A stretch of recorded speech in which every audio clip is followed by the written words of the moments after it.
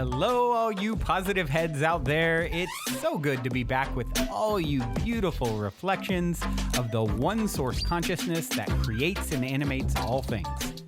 If you're new to this podcast, of course, we are super happy to have you here, and we just ask that you bring an open mind and heart to your listening experience and to be prepared to explore vantage points that I'm convinced will help shift or solidify your current understanding of the ultimate nature of reality in a way that is extremely empowering. Speaking of exploring powerful perspectives, I would like to gift my book, The Golden Key, Modern Alchemy to Unlock Infinite Abundance to you at goldenkey.gift, where you can get the audio or ebook as my gift to you by using the code POSITIVEHEAD at checkout.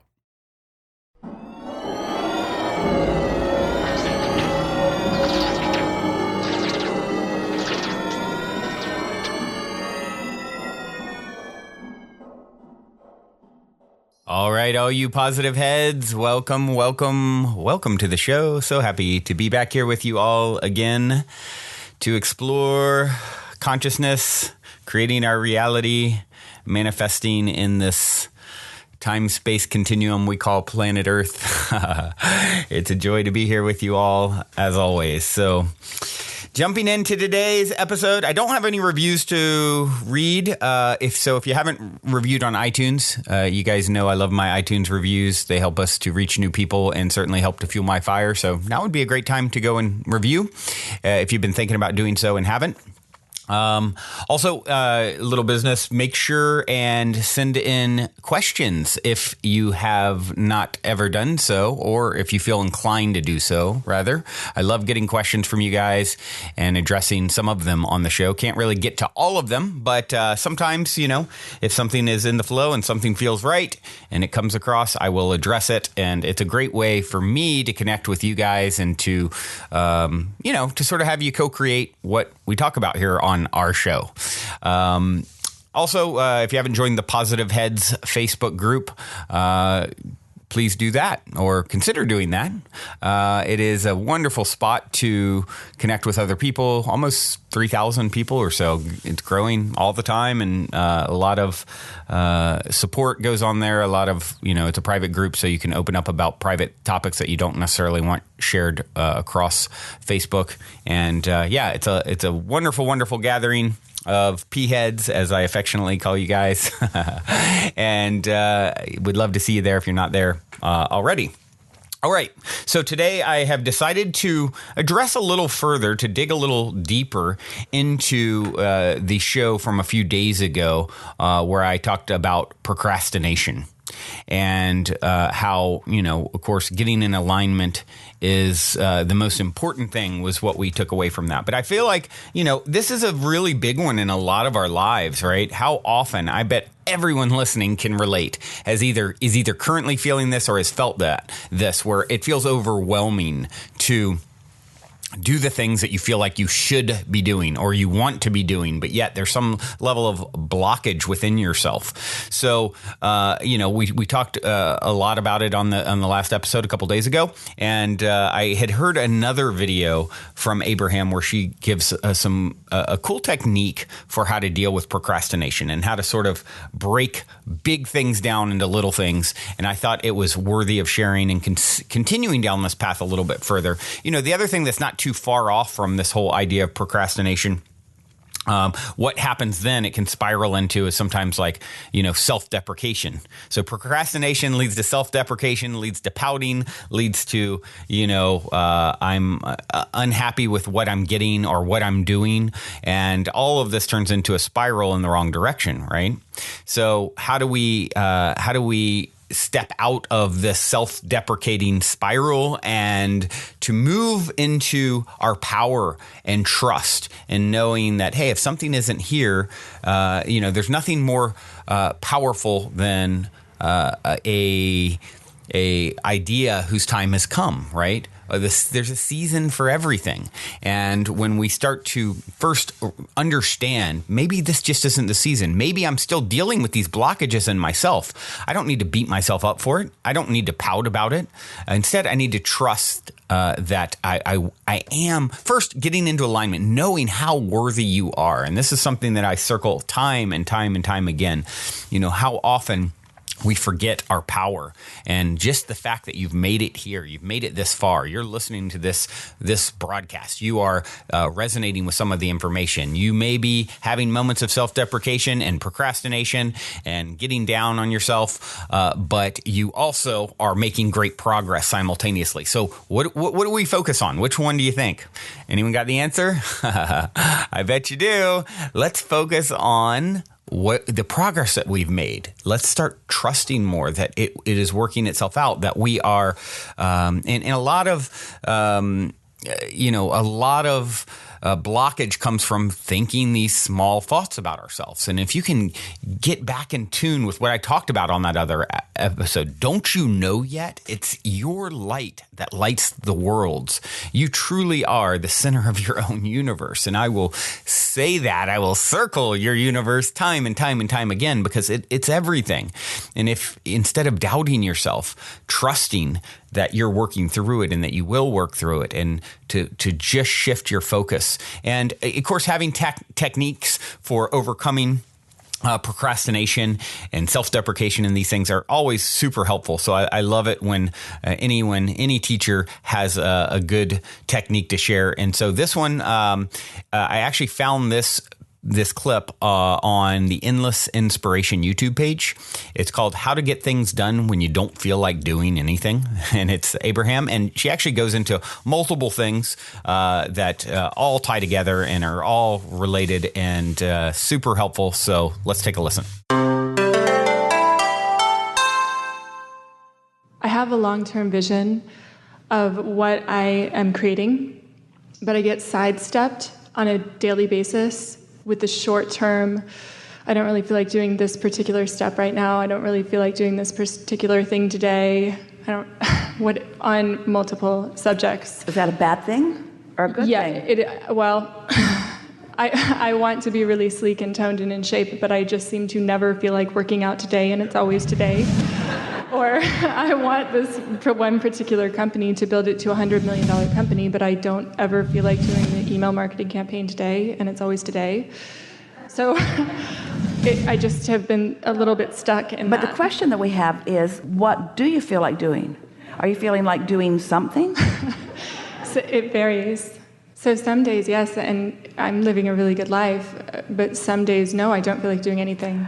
We've been saying a lot recently. Mm-hmm. The last several gatherings, we've been really emphasizing that we would encourage that everyone do 30% less, 40% less. We've been encouraging that people do 50% less, 60%. We've been encouraging that people do about 70% less, 75% less of what they have been doing. Yeah.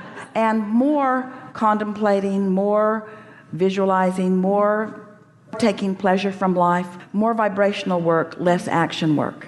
And so that's part of what's happening to you, is that you're beginning to understand where your true leverage is. Mm-hmm. And it's a hard adjustment, because you know from past experience, from watching yourself and watching others, that when you really apply yourself, that you can make some things happen. But when you're talking about things of this magnitude, when you're talking about that sort of leverage, now you've got to tap into a vibrational leverage. Some years ago, Jerry read a book, many, many, many years ago. Alan Laken had written it, and it was a self-help book, and it was called How to Get Control of Your Time in Life. And the only thing that Jerry recalled from the book that he then talked to Esther about was a process called the Swiss cheese process. And what the basis of it was that there are some things that you can accomplish very quickly. It only takes a minute or 10 minutes or maybe even an hour. So if it's on your list today, you can get it done if you apply yourself. You can use things like willpower and diligence and determination to make yourself do those things, and you can get a reasonable number of those done. But there are those larger things like writing a book or getting yourself in shape or creating a financial empire or even doing your income taxes or cleaning out your garage. In other words, those things that you're not going to do in an hour, that would take maybe more than a day or maybe more than a week. And so those are the things that you tend to not apply yourself at. You procrastinate. You don't make any effort. And so he suggested that you take those big things and you break them down into smaller things. So Esther takes a big piece of paper and she puts holes all over it, making it look like Swiss cheese, and then writes all of the different aspects of everything about this project. What's it going to take to do all of this? And then when she looks at it, she just picks one of those and asks herself if she feels like doing it. And something that she has discovered is that she often does feel like doing it. She often feels like doing it because the overwhelmment factor isn't there, and the rational factor that says, I'm not going to be able to begin to accomplish this all right now. You kept saying right now, right here, right now, right here, right now. But a piece of it may be. But here's the thing. This is the piece that we want to put into this. Is there anything on this Swiss cheese list that I want to do right now? Not that I need to do right now. Is there any piece of this that I'm called to?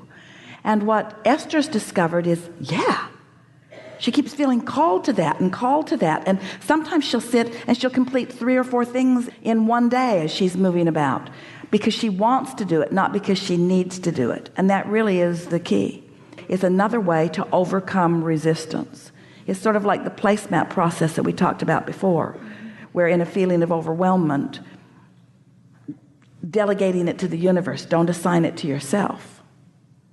So did anything shift in that conversation? It did. It did. Just the feeling of, because everything that I feel like I must do next for this one particular company, Lesson Stop, is I don't want to do.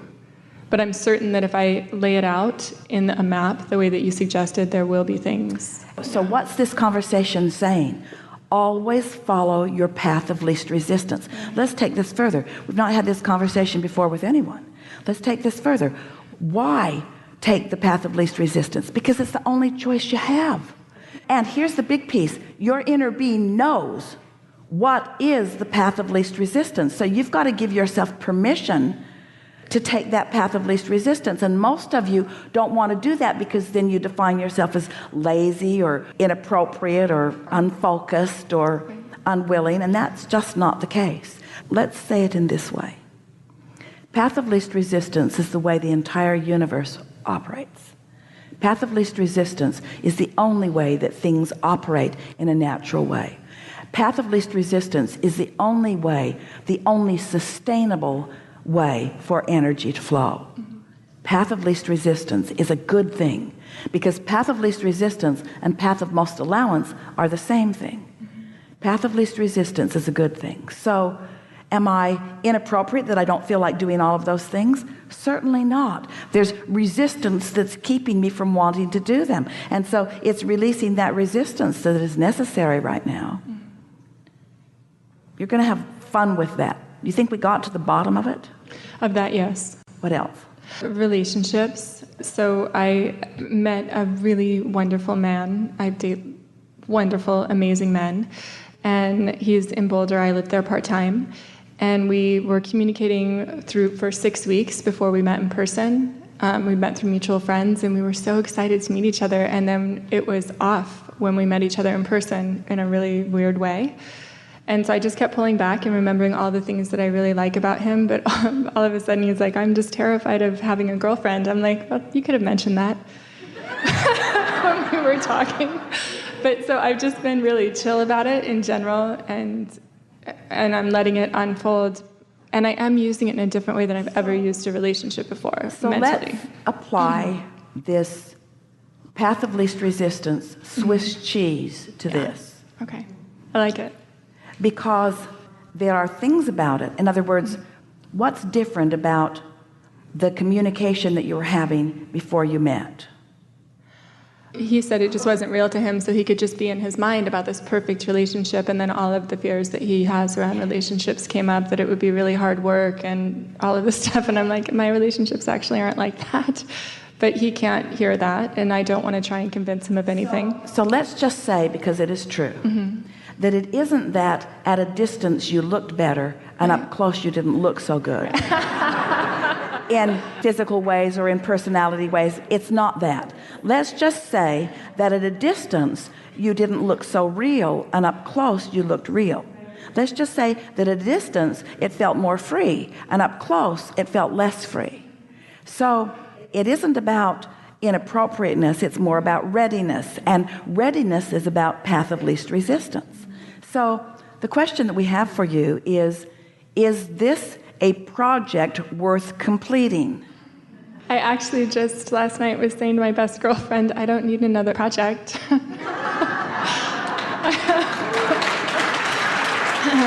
But I'm being open. But isn't everything really a project? I suppose. In other words, we're not talking about you fixing him or making, we're talking about you finding the unconditioned in it enough, not needing his response to be a certain thing in order for you to feel good, being able to continue to focus upon the positive aspects and hold yourself in that place of alignment, because when you do that, that takes a condition out of it, the very condition that is frightening him. Yes. Because there isn't anything more uncomfortable for someone who's been free-wielding than to believe that they have to change their behavior in order to accommodate someone else. And yet, when you come together in sort of a cooperative dance, there is a compatibility that is important. Do you believe that you discovered compatibility on most subjects before you met? Yes. And so can you feel that it isn't about lack of compatibility, it's more about lack of readiness, and lack of readiness is about alignment only, you see. If we were standing in your physical shoes and we had discovered an object of attention that makes our heart sing on most fronts, we would focus on the heart singing, not the situation that is making it sing. Right. And when you do that, it'll either fall into place or something else will. That has been my practice. It will either fall into place or something else will. And it's true of everything. Esther's had this experience a lot. Have you ever purchased what appeared to be the perfect piece of furniture for a place, and then you found something else to go there that was perfect, but then they weren't perfect together? So the perfect piece of furniture is no longer perfect, but the rug that you put down is. So now the piece of furniture has to go. As your life continues to evolve, your criteria changes and your desires change and what you're asking for changes, and it's always going to be like that. So you're not looking for the perfect anything. You're just looking for the most situations that you can feel the best about. But when you decide to be unconditional, then you put all the conditions aside and you just decide how you want to feel, and you start focusing on that, and then things just start syncing up with those feelings, because your inner being, the source within you, knows everything that will surprise and delight you to the furthest extent that you have currently decided. It's so much fun when you relax and stop trying so hard to be a deliberate creator and accept that you are already that, and that things are unfolding perfectly for you, and that your work is just to stay as happy in the project process as you can in any moment in time. You're not ever going to back off, because your desire for more from that broader perspective has so much momentum. Yeah. I have one more quick question correlating that, because with this relationship, I've done something that I've never done before. I took about a year and a half off of dating entirely, and just realize that I am freaking awesome, and whatever guy ends up with me literally is like the luckiest guy on planet Earth. So it is okay with me whether or not that sorts out. And so I've been being really chill and just watching what happens and only sending messages when I feel really, really good and really in alignment. And then I'm wanting to take that practice and put it into like sales for my new company, which feels far more significant and important than the relationship, because the relationship just sort of feels handled. And it's harder for me to do that, like you were talking about with the other people, because it does feel more serious. So how do I translate that? Well, there's a little vibrational contradiction in what you just said and what you were saying earlier. Okay. In the sense that your relationship doesn't feel handled. Oh, okay. Does it? Well, it feels like the right one is coming for sure. And it's either him or it's someone else, for sure. So do you believe that relative to the relationship, contrary to the conversation we just had, that you are in an unconditional place about it? That you know how you want the relationship to feel, and that you feel the ease of patience of just waiting for it to come into place? More so than I ever have before. Because of this relationship that just happened, not prior to it. Because of going through this and having to just remind myself that I get to run the show. It is the way that I want it to be. I don't have to bend around to something different. So you don't have to bend around to something different in terms of compromising or changing, but you do have to, bend around isn't the word that we want to use, you do have to find constant, steady alignment with who you really are and how you really feel. So give us 5 non-conditions relative to relationship. So we're looking for emotional words. My relationship is, yes? My relationship is flow, ease, home, sensual, steady. All right, now give us 5 relative to business. Exhilaration, exploring. We think they're the same in terms of flow and steady. Yes. But with the business, you have higher anticipation about it. You're a little more sure-footed about it. So the word exhilaration didn't come up in the relationship, but it did come up in the business. So go a little further with exhilaration relative to the business. In emotional terms? In emotional terms. I'm just creating something that is brand new, that has never been done before. All right, now it's exhilarating. Apply that to relationship. Oh. Yeah, the type of relationships that I create are different. They're really good feeling and flowing. Something that has never been before, something that is unique to who we are, something that is unexpected maybe. You see what we're getting at? Because you're steady on all fronts, really, and eager on all fronts, really. And the feeling of flow, you understand it when you've got it, and you can feel when you're bumping around a little bit. But the feeling of flow, we like that word flow, and we like the word ease, and we like the word clarity, and they are all almost identical vibrational properties. Ease, flow, and clarity are what alignment really are all about, because when you're in sync like that, that's how it feels. It's the absence of struggle. And so just keep doing what you're doing. But if we were standing in your physical shoes, the difference that we would do now from anything that you've done before, we would pronounce ourselves as an emotional, vibrational powerhouse. We would accept that that's where the power is, because we hear you and feel you often feeling powerful, but you're not putting it in the alignment as much as you are in the manipulating of the condition or the orchestrating of condition to which you can have a feeling response. Put it there and watch what happens. Thank you. Yeah. Thank you. Yeah.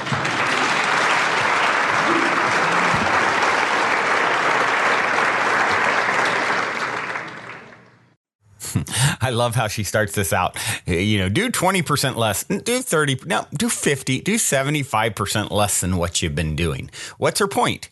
Do more contemplation and vibrational work. This is where your leverage is. And if you want to do really big things and you have a vision of really grandiose results in your life, right? I know I can relate to that perspective my whole life, always having these big ideas and, I'm going to conquer the world and create this and that and the other. And, you really need to work on the thing that you guys have heard me talking about. I have been working on. Less doing and more vibrational leverage. You really need to bring in the big guns, right? To create the magic you want. The good news is it's your power. It's your natural birthright. And you just have to learn how to refocus to do it. Right? To do big things, you got to tap into your vibrational leverage. And I love this.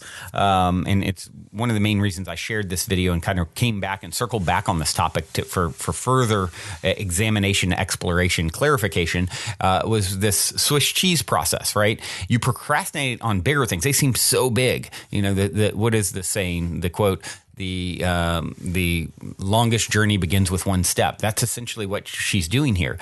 Break things down into little things. I love that. Writing them down and then sort of going through it. It's not so different than using your intuition like the compass, like Colby talked about the other day, right? It's tapping in. Once again, you're looking within to see how you feel, right? So in this case, you're writing these things down, breaking them into little, making Swiss cheese on a paper and writing these little things down and then going over them. Oh, how does this one make me feel? How does this one make me feel? Oh, wow. I just came across one and I feel compelled to do it. Well, guess what? That's the one you should be doing now. So when you can move into the understanding that the universe will supply you the power you need in it's kind of like they say when you need a particular food, maybe you're missing a particular vitamin, you'll start craving that food. Right? We're tapping into the wisdom that is beyond thinking. Meanwhile, we're trying to create all this magic in our life with just thinking. Let's tap into the wisdom, the same wisdom that tells you to, eat a banana when you need more potassium or whatever. So same exact thing. Let's tap into the wisdom that knows which movement you should do next. Now, when you have, you don't eat the whole apple in one bite, right? So if you break it into little bite-sized pieces and then you examine those pieces and see which one feels do I feel drawn to? I'm tapping into my inner guidance. And when you start playing with your higher self and the universe in this way, now you're teaming up with your higher self in a way that is super productive. The key, she said, is to find out what you want to do, not what you need to do. This is a way to overcome resistance. Always follow your path of least resistance. That's not laziness. Your inner being knows what that is. It's the way, she mentions, the path of least resistance is the way the entire universe works. That's not laziness. That's working smarter, not harder, right? It is the only sustainable way for energy to flow. Forcing a square peg in a round hole doesn't ever work, not for long. It's going to exhaust you and you're going to have a rickety boat. So, path of least resistance is equivalent to the path of most allowance, right? Two sides of the same coin. And, she touches on here, focusing on your heart singing in a situation. She goes into, talking about this person's relationship and sort of kind of starts tying it together into real life scenarios. Focus on the heart singing, not the situation that is making it sing. When you do that, it's going to either fall into place or something else will. So this is bringing back in that trust piece. It's, it is, understanding this furniture example she gave. It's things are constantly going to be changing in and out. What was right for you today isn't necessarily right for you tomorrow. One thing that's guaranteed in life is what? Only one thing, change. So, instead of doing what I've done so much of, trying to be a deliberate creator, understanding that you are that by default, and your job is to be happy where you are with what you've already created. She talked about the words flow, which you hear me talk about a lot, ease, clarity. These are alignment. It's the absence of struggle. And really, to really tie it all together at the end, pronouncing yourself as an emotional, vibrational powerhouse. This is where your true power to create lies, right? Once again, pronounce yourself right in this moment. You, Say it to yourself. I am an emotional, vibrational powerhouse. She says, put this in alignment more than in the conditions and watch the results that you get. This is where your power is. You have all the power right where you sit to shift worlds. Isn't that exciting? Have you heard me talk about it before? Well, you hear me talk about it again over and over and over. Yes. And it never gets old because we need to hear it over and over and over again, because what are we doing in that moment? In this moment, we are becoming emotional, vibrational powerhouses together. We're tapping in to that collective field right this moment. And we need to keep bringing it back. It's working out the muscle. We're working out this muscle. We're getting better every day. The time has come to turn your heart into a temple of fire, Rumi said. Your essence is gold hidden in dust. To reveal its splendor, you need to burn in the fire of love. Self-love is what I would say. So it's all within you. You are it. Don't you know yet? It is your light that lights the worlds. You are a volume in the divine book, a mirror to the power that created the universe. Whatever you want, ask it of it yourself. Whatever you're looking for can only be found inside of you. Another Rumi quote. Well, we're out of imaginary time for this episode.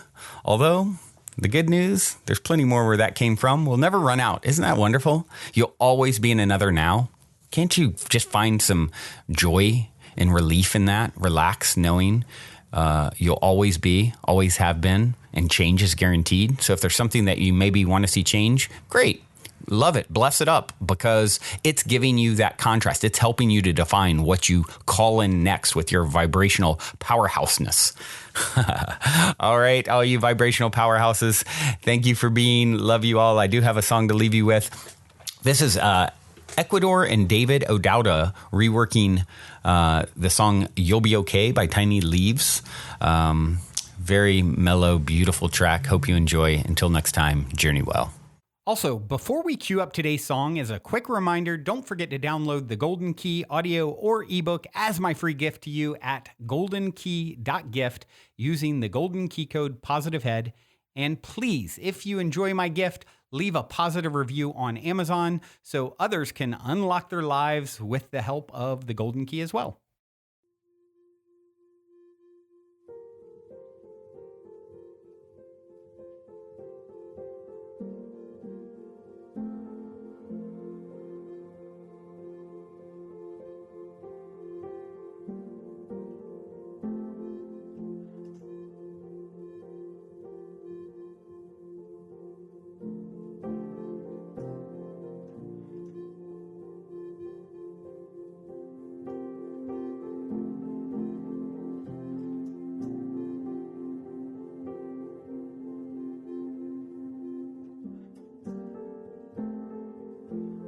It's wings of